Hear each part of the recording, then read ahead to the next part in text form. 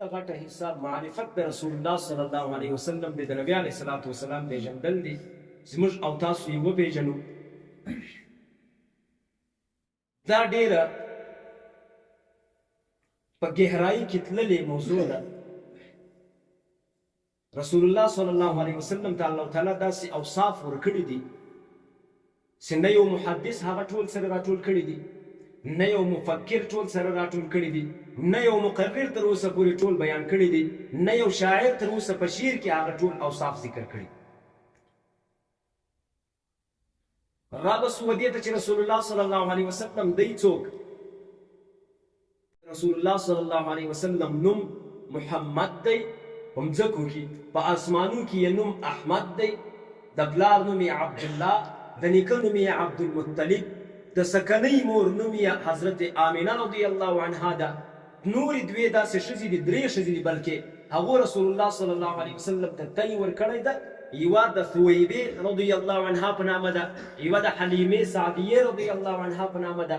درېیمه چې کومه ښځه ده هغه د قبیله بنو سعد څه ده، د دغې قبیلې څه د دغه قومه د کومه څه حلیمه ده. خو د هغې ښځې په اړه باندې وضاحت په کتابو کې نه پیدا کېږي چې هغه څوک. رابسو د رسول الله صلی الله علیه وسلم پیدایش ته چې رسول الله صلی الله علیه وسلم څه وخت پیدا شوی، چیرې پیدا شوی، کومې عجایب د ده له پیدایش سره مخته راغلي دي، هغه به ټولې انشاءالله نن تاسو ته ووایو. رسول الله صلی الله علیه وسلم د ربیع الاول چې زموږ پښتانه 12مه میاشت ورته وایي، د 12مې په نامه د 12مې پر 8م تاریخ باندې د صبح صادق وخت و، د ابو طالب په کور کې پیدا شو. مشهور قول دا دی چې د 12مې پر 12م تاریخ باندې پیدا شوی ده، خو محدث عام جمهور محدثین چې کوم دي هغو دغه خبره غلطه بللې ده. راجح قول یې دا بللی دی چې پر 8م تاریخ باندې نبي علیه الصلاۃ والسلام دنیا ته خپلې سترګې ورغړولې دي. دا خو دغه روایت چې کوم دی له حضرت عرباس بن ساریه رضی الله عنه او له حضرت عبدالله ابن عباس رضی الله عنهما د دوی دواړو څخه دغه روایت را نقل شوی.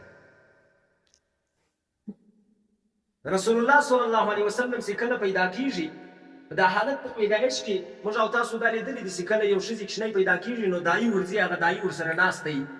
دلته هم یو دایي ورسره ناسته ده د فاطمې په نامه باندې، د عثمان ابن عبدالله مور د حضرت فاطمه رضی الله عنها. دغه دا قصه کوي، وایي کله چې رسول الله صلی الله علیه وسلم د پیدایش وخت رانږدې سو، یا نبي علیه الصلاۃ والسلام پیدا سولو، په دا کوټه کې چې موږ ناستو، دا کوټه کې ټوله رڼا خپره شوله، نور جوړ شو، رڼا شوله. او دغه اسمان ته چې ما وکتل دا ستوري داسې ښکته راتلو راتلو راتلو راتلو، زما دا خیال و چې دا ستوري به پر ما باندې ولګېږي. دا عجایب خو حضرت فاطمې په خپلو سترګو باندې لیدلي دي. بل روایت کې عجایب داسې راځي چې رسول الله صلی الله علیه وسلم کله دنیا ته سترګې خلاصې کړې، په شام کې د کسرا په باچایي کې په محل کې دی ناسته، په دا خپله بنګله کې ناسته، دا د شاهي محل چې کوم دی په دغه کې ناسته، یو دم دلته زلزله وسوله، 4 دانې 14 دانې کوچنۍ کوچنۍ سکې له دا محله څخه راولوېدلې. کسرا ډېر پریشانه شو.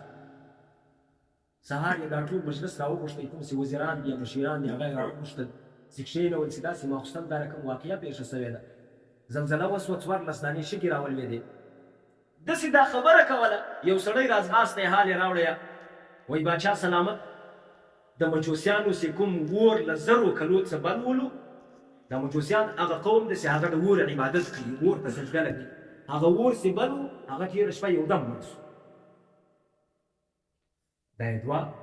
په دغه حالت کې دی ناست دی، یو بل سړی راځغلي، وایي باچا سلامت، هغه کوم دریاب چې له ډېره وخته روان د دریای ساوه په نامه باندې یو نهر د بیاله ده، هغه تېره شپه وچه شو، اوبه کې ودرېدلې.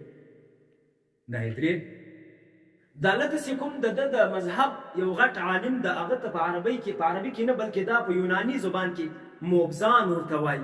هغه موبزان راځغلي په ټوپه ځړېږي، راغی یو باچا ته، وایي باچا سلامت، ماخوستن مې یو عجیبه خوب لیدلی.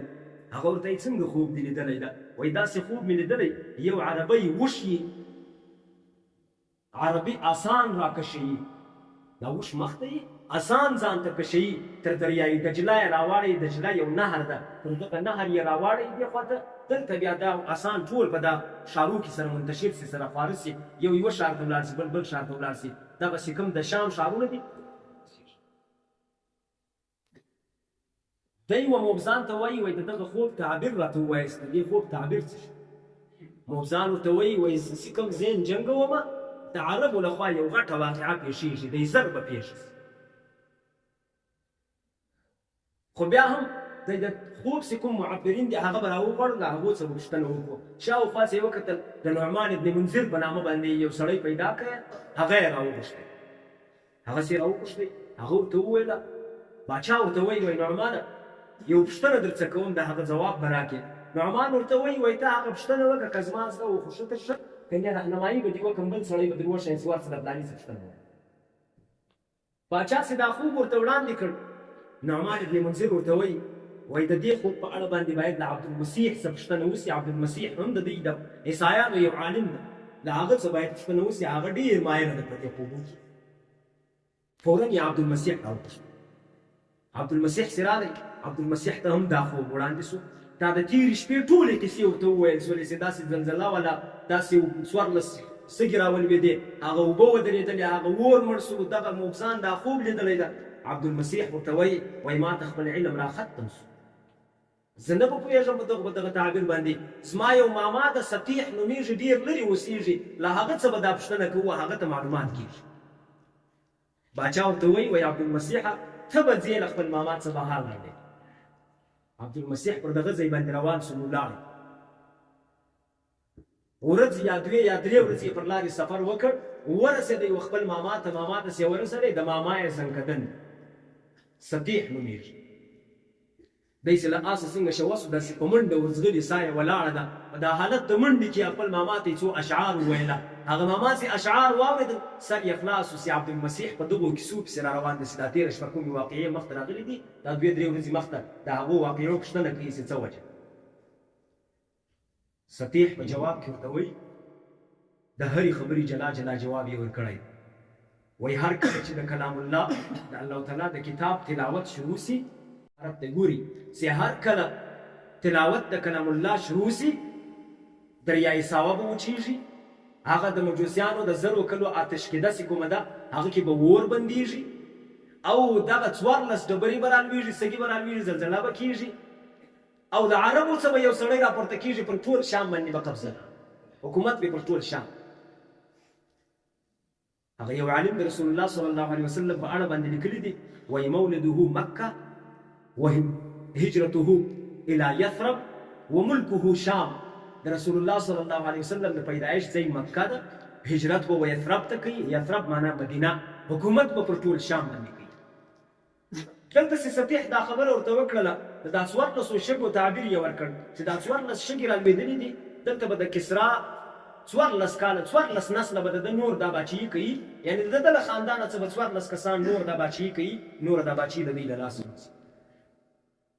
خو خیر هغه عبدالمسیح چې کوم و هغه رالی کسرا ته یې دا کیسه وویله چې دا رقم سطیح دا وایي 14 کاله به 14 کسان به ستا له خاندانه څه نور دا باچهي کوي، بیا به دا باچهي ختمېږي، ستی له لاسه به ستی له خاندانه به وځي.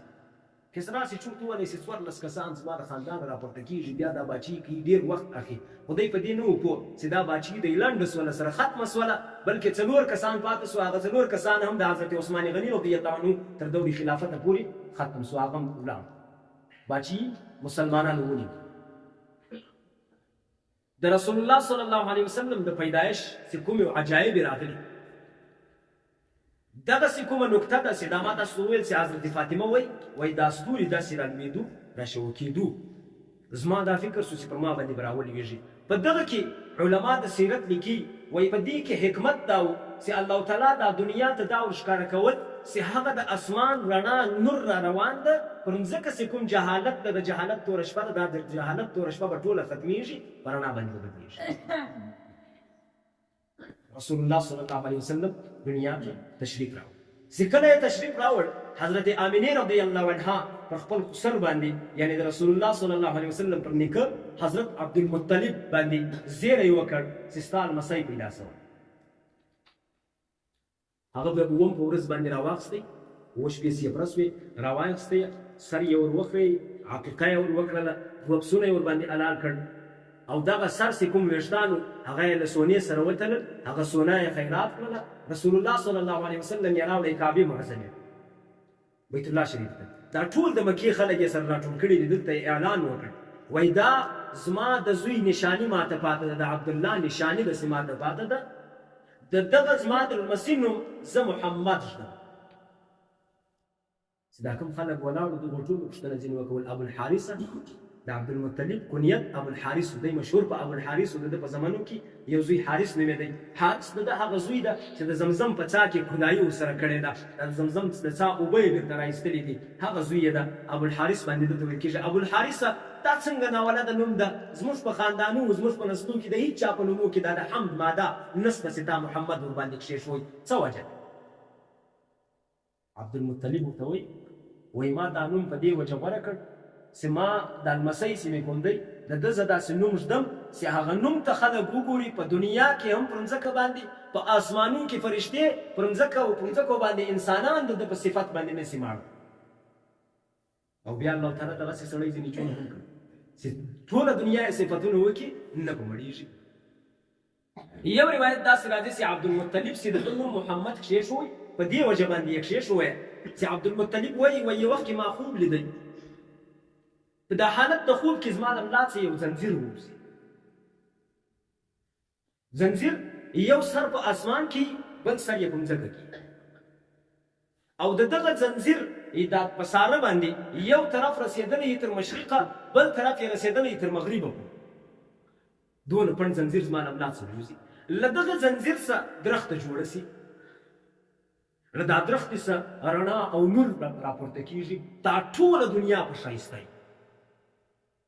بعضې انسانان رازغلي و دغه درختې ته لاسونه ورچي، ځان ته یې کشي، ځانونه پسې مړشي. د قریشو قبیله کې هم څو کسان راځي، خپله قبیله ښیي، څو کسان راځي هلته ورنږدې کېږي، دا درختې ته د تبرک لپاره برکت ځینې حاصلوي. خو بعضې داسې خلک شته چې د هغو کوشش دا په خوب کې وینمه، د هغو کوشش دا چې د دغه درختې شاخونه کاټ کړي. خو دوی چې کله داسې رامخته شي د درختې شاخ ته رانږدې شي کټوي یې، له دې خوا یو ښایسته له نوره ډک انسان، ښایسته ځوان ورمخته شي، ټول پر شا دي، په حالت د جنګ ورسره مبتلا شي. دا خوب چې مې وایي کله ولیدی، نو بیا مې له چا څه تعبیر وغوښتی، له یو معبر څه. هغه معبر دا جواب راکوي، وایي ستا په خاندان کې به یو داسې هلک پیدا کېږي چې په هغه هلک پسې به دا ټوله دنیا خلک له مشرقه تر مغربه، له جنوبه تر شماله، د ټولې دنیا انسانانو به په هغه پسې لاس نیولی وي، د هغه برکت به حاصلوي، د هغه پر لار باندې به ځي. خو ستا په خپل قوم کې به یې څو کسان دښمنان راپورته کېږي. او هغه ټول خوبونه بیا رښتیا هم سو. رسول الله صلی الله علیه وسلم له دنیا باندې له مشرقه تر مغربه، له جنوبه تر شماله، ټوله دنیا د مینې لیونۍ سوله، د ده د محبت لیونۍ سوله. خو په خپل قوم کې څو بدبخته راپورته سو، د ده دښمني یې کوله. دا خو د رسول الله صلی الله علیه وسلم د نیکه په اړه پاتې سو. مور حضرت آمینه هغه هم وایي ما ته داسې القاء رباني الهام وصولو چې ما ته په زړه کې دا راتېره سوله چې زه باید د خپل زوی نوم محمد یا احمد کښېږدم. او دا نوم چې کوم دی ایښی ده، دا هغه نوم ده چې په پخوانو کتابو کې به پخوانو نبیانو رسول الله صلی الله علیه وسلم زیری ورکوئ، نو بیا د احمد په نامه باندې زیری ورکوئ. لکه حضرت عیسی علیه السلام چې فرمایي وإني رسول الله إليكم مصدقا لما بين يدي من التوراة ومبشرا برسول يأتي من بعدي اسمه أحمد. حضرت عیسی دا زیری ورکړی علیه السلام چې له ما وروسته یو نبي را روان ده، اسمه احمد، د هغه نوم به احمد. او احمد نوم چې کوم دی الله تعالی په اسمانونو کې ورته خوښ کړی ده، په مځکو کې خپل نیکه او خپلې مور د محمد نوم ورته خوښ کړی ده. الله تعالی دې موږ او تاسو ته د رسول الله صلی الله علیه وسلم ژوند را زده کړي. د رسول الله صلی الله علیه وسلم ژوند ډېر عمیق ده او ډېر خوند کوي چې څونه یې سړی وایي، څونه یې سړی اوري، څونه یې سړی دا کتابونه سیرت ګوري، د هغو نه نور شوق ورته کېږي. دا اوس ماخوستن چې ما کله روزماته وروسته دا مطالعه کوله، تاسو یقین وکړئ زما زړه دا غوښتو چې یو دوه مخه نور زیات وګورم، خو دلته چې وخت ته وګورو او بیا دغه حالت ته وګورو چې داسې نه سره بوج سو، بیا خوند نه کوي، هېڅ معنا هم بیا نه لري. الله تعالی دې موږ او تاسو توفیق راکړي چې د رسول الله صلی الله علیه وسلم سیرت زده